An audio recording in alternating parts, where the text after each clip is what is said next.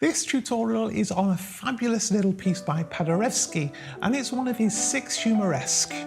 Now, a Humoresque is a sort of whimsical little piece, and this is one of those he labels as being à l'antique, and it's basically a good-natured nod to an old-fashioned sarabande. Are you sitting comfortably? Then let's begin. Now, I discovered this particular piece in issue 122 of Pianist Magazine, and it's not that difficult to play and to learn, and it sounds fabulous.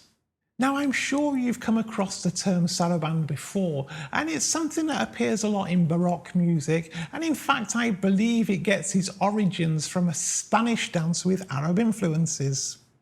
However, this isn't a Baroque piece. As I said, it's a nod to a sarabande.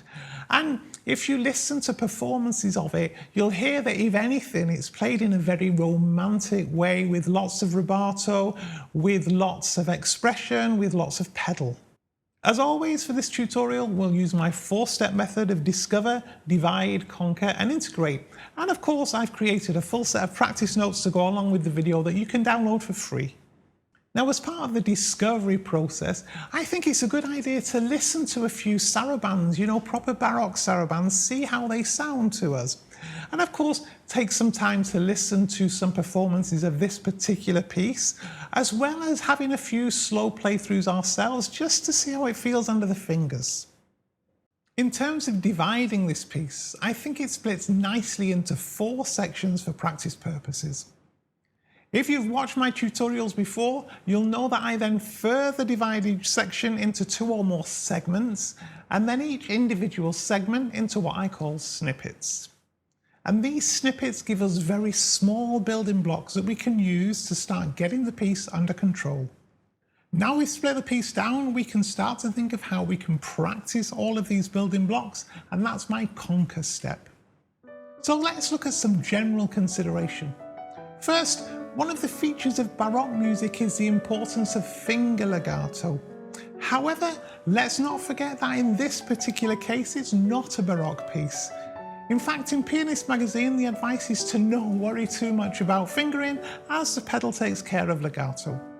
Indeed, the score in Pianist Magazine has pedal fully marked throughout, and there is indeed no need to try to connect everything in the fingers necessarily. Next, this piece is multi-voice, as you might expect given it's based on a Baroque format.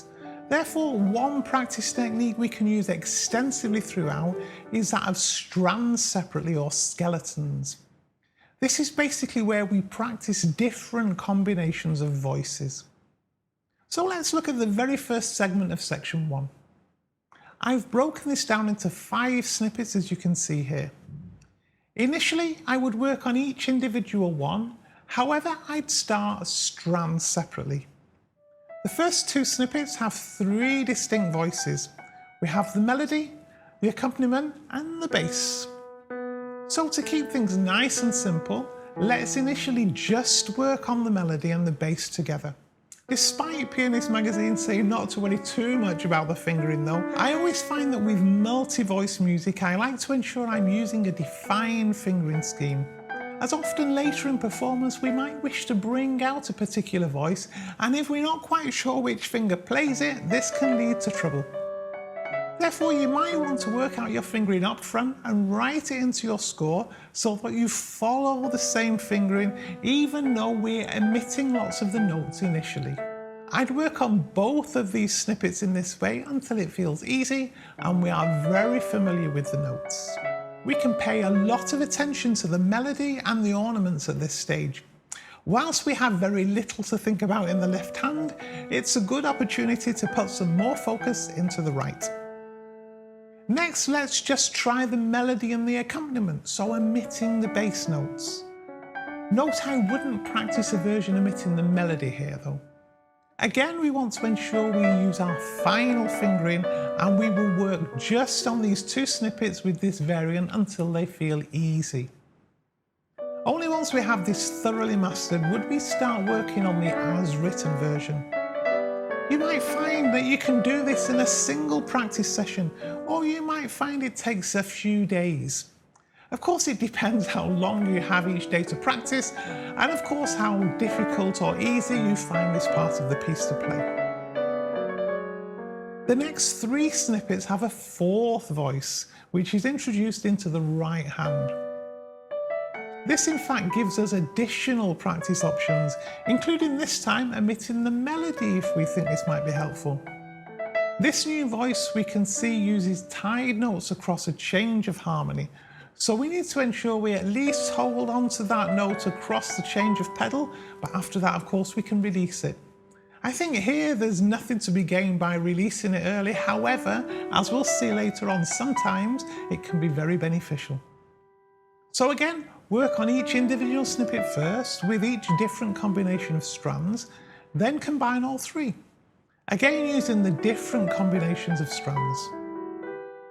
Just as we did for the first 2 snippets, only once we're thoroughly comfortable with each variant should we start looking at practicing as written. And once we've reached this stage, we can then start practicing the entire segment as written. Depending how easy we find this, we might want to use the add-on technique, and we could do this in reverse if we wish. So we add snippet 2 to snippets 3, 4 and 5.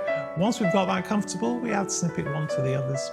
The second segment is pretty much the same note for note, and so probably doesn't need much snippet by snippet work. However, the trill at the end is a long trill as opposed to the shorter one used in the first segment, so this one snippet will warrant some detailed work on its own. I personally find that keeping some degree of motion in the hand helps with longer trills, either a slight rising or falling of the wrist or a movement into and away from the fallboard. After that, we might simply use add-ons starting from the start of the first segment and then progressively add in snippets from the second. Now let's look at the second section. Here things start to get a little more complicated. The second voice in the right hand is now suddenly much more involved than it was in the first section. We find that the ornaments in the right hand are to be played against an accompaniment note in the same hand too, which can make them more awkward. Equally, the accompaniment voice in the left hand has much more to do. When practicing these first 2 snippets, I would not initially separate out the voices in the right hand. And the main reason for this is that we need to get used to managing the ornaments whilst also playing that second voice. We can see that we have a stretch of a 7th plus the ornament, so spend time thinking about this in terms of which fingering will give you the most reliable result. It would be possible to use 4 and 5 for the ornament, however when combined with the lower note you might find this isn't too reliable. Another option would be to use 3 and 4 instead. Remember, we don't necessarily need to hold that lower note as we can catch it in the pedal. And we have a similar situation in the 4th snippet. However, here we have an ornament immediately after the interval of an octave. Experiment for yourself and see what works best for you. If your hands are larger, then you'll likely find either option easy enough. If your hands are smaller, you might find 4 and 5 to be somewhat inferior to 3 and 4. Remember that we don't need to hold that accompaniment note for its full length if that helps control the ornament more reliably. Once you've made the decision, start to practice the right hand voices plus the left hand bass note, which here is often higher than the accompaniment. Do this with the first 2 snippets individually at first before combining them. Next, rather than directly adding the remaining accompaniment notes of the left hand, we could practice by omitting the melody notes. Again, practice the first 2 snippets first individually and then together using this version. You'll notice that in both snippets, the second measure sees the left hand going up an octave at a time, first on the A and on the B in the second. We can practice the 3rd snippet in exactly the same way. However, note that the quarter note in the treble clef is to be played with the left hand, so it forms part of the left hand voice. As always, let's stick with these simplified versions until they feel comfortable before moving on to the as written version. Again, there's no need to do this in a single practice session. It might take a few days before we get to the as written version. There's really no need to rush. Now let's look at the 3rd section. This is by far the most difficult part. It features lots of roll chords at a somewhat louder dynamic. Let's start with the first segment then. A very useful practice technique I found here was to play uniquely the chords in both hands. So do this snippet by snippet at first. Note the chord names if this helps you and pay attention to the harmonic progression. Then, before moving forward, aim to play the entire segment with just the chords in each hand. Once this feels good, let's add in the left hand accompaniment, so still emitting the melody. We do this first snippet by snippet, and once we're okay with each snippet, let's try to do the entire segment. Once we have this under control, then we can start to add in the melody, again snippet by snippet at first, before trying to play the entire segment as written. We can practice the second segment in a very similar manner. First, just the roll chords in both hands. Next, adding in the left hand notes. And then finally adding the additional right hand notes to get to our as written version. Note you could also practice a variant omitting the melody notes if that happens. Now the fourth section is a nice little coda in B major rather than B minor. We can use the same practice techniques as we used in the first section here. The only real tricky thing I found was the ornament in the third snippet.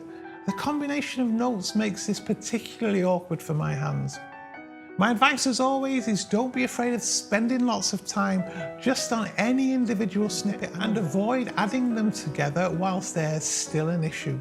If we can't get one individual snippet right, then adding it together with another isn't going to help matters.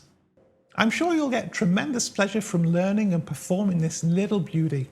And if you'd also like to learn other pieces by Paderewski, then I've linked here a tutorial on one of his nocturnes, which is another beautiful but less played piece. If you're not already, please do subscribe to Tommy's Piano Corner. Don't forget to hit the little bell icon so you're notified of new videos as and when they're released. I thank you very much for watching today and look forward to seeing you very soon.